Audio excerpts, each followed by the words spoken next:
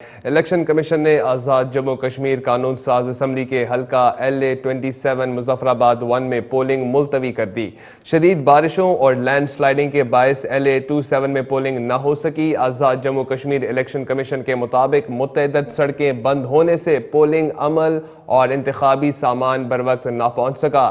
ضلع مظفر آباد کے حلقہ LA-27 میں پولنگ کی نئی تاریخ آج دوپہر 2 بجے جاری کی جائے گی۔ ضلعی انتظامیہ کی کوششوں کے باوجود بند سڑکیں مکمل بحال نہ ہو سکیں۔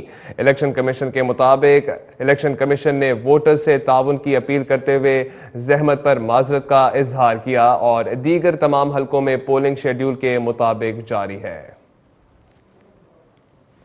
آپ کو تازہ ترین خبر سے آگاہ کرتے چلیں۔ الیکشن کمیشن نے آزاد جموں کشمیر قانون ساز اسمبلی کے حلقہ LA-27 مظفر آباد 1 میں پولنگ ملتوی کر دی۔ شدید بارشوں اور لینڈ سلائیڈنگ کے باعث LA-27 میں پولنگ نہ ہو سکی۔